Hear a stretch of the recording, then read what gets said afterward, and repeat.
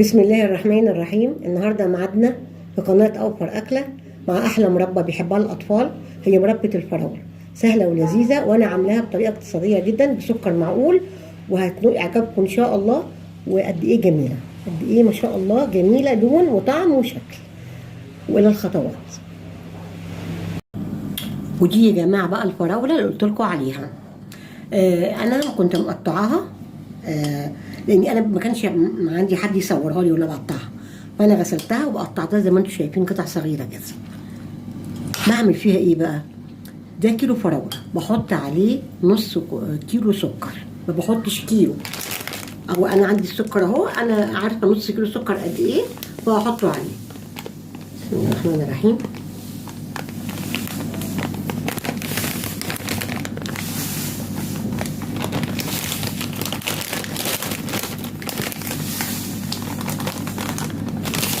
كده نص كيلو سكر، بقلبها وبسيبها في التلاجة لتاني يوم.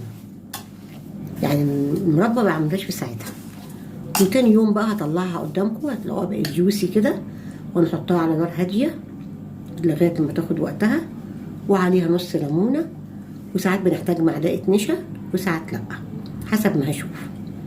وكده يجي أول خطوة في الفراولة. أنا كده حطيت عليها نص كيلو سكر على كيلو الفراولة، وهحطها في التلاجة لبكرة إن شاء الله. واعتقد بعد ما تجربوها مش هتجيبوا فراولة بره تاني او حاجة بره تاني، مربات بره باذن الله. ودلوقتي بقى يا جماعه رجعنا تاني يوم بحله الفراوله اللي انا كنت نقعاها امبارح في السكر في التلاجة، بس انا نقلتها بحله اصغر لاني محتاجه الحله الكبيره. طبعا انا هحطها على نار هاديه جدا جدا، وهسيبها واتركها كل يعني تلت ساعه اجي اشوفها كده اقلبها تقليبه، وانا هتابع معاكم وتتابعوا معايا لغايه لما نشوف تبقى مربى ازاي. وساعة ما تبقى مربى هقول لكم الخطوات اللي بعدها. بدأ هنا هوطي النار ومش هغطي عليها خالص، لو غطيت عليها هتفور، واسيبها بقى اصبر عليها ما يعني اشتغل كل حاجتي وهي على النار. ودلوقتي هسيبها قدامكم على النار من غير ما اغطي، وارجع عليها تاني بعد مثلا نص ساعه، اكتر من نص ساعه، واوريها لكم. وكمان يا جماعه في حاجه اقولها لكم، دي السوائل دي مش انا اللي حطاها، انا حاطه امبارح السكر بس فيها، هي السوائل نزلت منها ومن السكر، دي انا ما حطيتش بحاجه فيها. ولو عندكم قرنفل حطوا لها، انا ما كانش عندي. القرنفل بيضيف للمربى حاجات جميله قوي، طعم جميل قوي. وكمان انا اقول لكم على حاجه بقى، مربى الجزر دلوقتي موجوده، انا مش هعملها، بس هقول لكم فعلا على شويه تركات فيها هتنفعكم جدا. مربى الجزر علشان تبشروها بتجمل مجهود كبير قوي قوي قوي، فبتعملوا ايه؟ بتسلقوها نص سلقه الجزر وبتبشروه، فبيبقى بشره سهل جدا.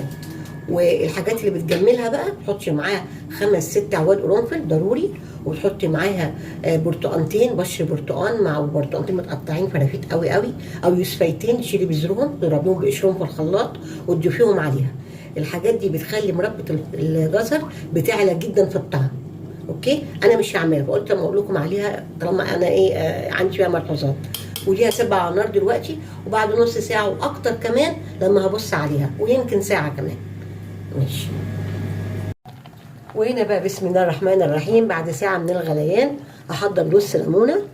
اقول لكم الاول القوام ازاي. لسه ما عادش يعني شويه، ناقص له شويه، وهعصر نص ليمونه.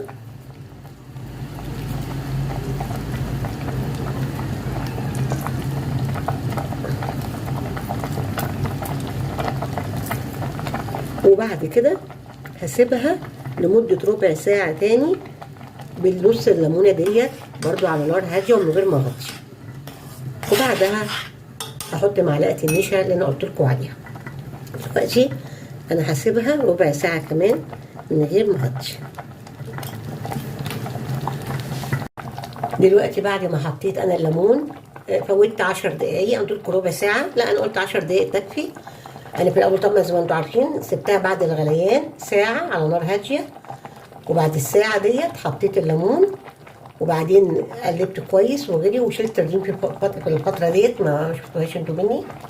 وبعدين دلوقتي بقى 10 دقايق بقى بعد الساعه، يعني نقول كده فات ساعه وربع برضه، هحط معلقه نشا اهيت كبيره على شويه ميه صغيرين ساقعين متلجين. راح اقلبهم كويس جدا.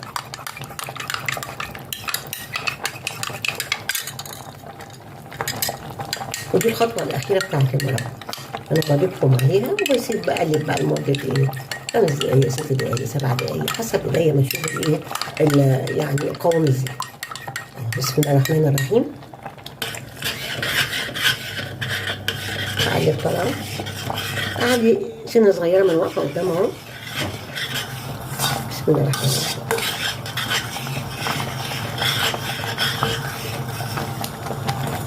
انا بدي في التقليب كده لمده 5 دقايق عشان ما يشوفوش معايا، واوريها لكم عملت ايه او اقول لكم قلبت قد ايه ساعتها.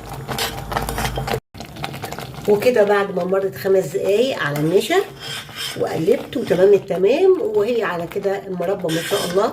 طبعا هتقعد هتتقل، ولما تبرد خالص خالص خالص هحطها في برطمان نضيف طبعا، وممكن ساعتها اوريها لكم لما احطها في البرطمان باذن الله. وكان هطفي عليها وهسيبها تبرد ويبقى في مطبخ نضيف جدا عشان ما يقعش فيها اي حاجه وهي سخنه بس. وباذن الله لما هتبرد واحطها في برطمان هوريها لكم. باي باي مؤقت. ودلوقتي انا جبتها في الاتجاه ده كده عشان تشوفوها ان هي هناك كان في ضلمه شويه قد ايه هي حمراء وجميله، لونها ما شاء الله جميل جدا جدا جدا. فحبيت اوريكم لونها ده خطير خطير. وطبعا لسه هسيبها تبرد وبعدين هنقلها في البرطمان. يا جماعه بقى ما تنسوش حكايه اللي في الجزر انكم تسلقوه الاول، والخطوات اللي قلت لكم عليها ديت والقرنفل والحاجات دي كلها تركات حلوه بمربى الجزر. انا كان نفسي اعملها بس الحقيقه مش هعملها، فقلت اما اقول لكم عليها. دلوقتي انا هسيبها تبرد وبعدين هحطها ان شاء الله في البرطمان. وارجوكم بقى ايه منكم اذا سمحتم لايك ومتابعه اذا امكن، بكون شاكره ليكم في كل الاحوال. وانا لسه ما ختمتش الفيديو بتاعي ان لسه لما تبرد ننقلها في البرطمان. باي باي مؤقت. بسم الله. دلوقتي الميعاد بقى ان انا اصب المربى في البرطمان. هي بردت الحمد لله، فهبتدي بقى اصبها قدامكم اهو. طبعا هي دبته خفيفه لكن هي مش خفيفه، هي هتتقل بعد كده تاني. كل ما بتقعد بتتقل وتحط في التلاجة وهتتقل. بسم الله الرحمن الرحيم. ده كان كيلو فراولة على نص كيلو سكر، والبركة مفيش أحسن منها. نفترض حاجة قلت حاجة زادت تتصرفي يعني نضرب مفيش مشاكل. البركة أحسن حاجة، تسمي الله تعملي بالبركة كده بتلاقي حاجتك كلها جميلة. ربنا يبارك في أعماركم وفي صحتكم وأرزاقكم يا رب. احنا وانتوا